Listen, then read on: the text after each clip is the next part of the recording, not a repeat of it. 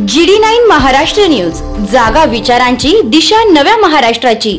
आपण पाहत आहात GD9 महाराष्ट्र न्यूज। ध्वजारोहण कार्यक्रम प्रसंगी शेतकरी कुटुंबाचे अंगावर डिझेल ओतून आत्मदहनाचा प्रयत्न।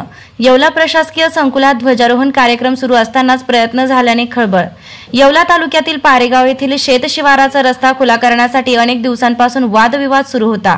दरम्यान पारेगाव येथील शेतकरी संजय पाठे, विजय पाठे, सुलभा पाठे, जवाहरलाल भोसले आदींनी तहसील कार्यालय येवला येथे ध्वजारोहण कार्यक्रम सुरू असताना अंगावर डिझेल ओतून आत्मदहनाचा प्रयत्न केला।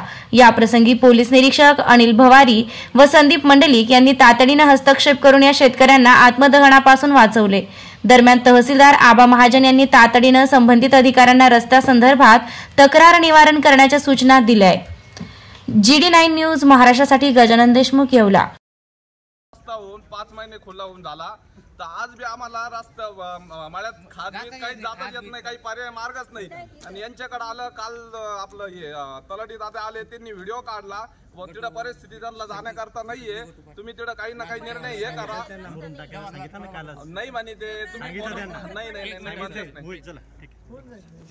मी राहणार सुलभा विजय पाठे, राहणार पारेगाव। आम्हाला शेतात जाण्यासाठी रस्ता नाहीये, तिथं खड्डा आहे। साहेबांनी मोकळं करून दिलेलं आहे तहसीलदार साहेबांनी, पण आम्हाला जायला यायलाच रस्ता नाही। तिथं खड्डा आहे, तिथं दगड वगैरे मुरुम काहीच टाकून देत नाही ते। आणि आमचे जेंट्स गेले का ते लेडीज आडवे होते आम्हाला, आमच्या जेंट्सला। मग आम्ही सगळं सोडून, घरातलं काम सोडून आमच्या जेंट्स बरोबर दरवेळेस जायचं का? कसं काय करायचं आम्ही? मग जायचंच नाही। आमचं सगळं शेतीवर आहे। आमची पोरांची शिक्षण कशी व्हायची, पोरींचे लग्न कसे करायचे, आम्ही काय काय करायचं? नेमकी काहीच करायचं नाही का? मग इकडे शेती करायची। तुम्ही आज काय केलं?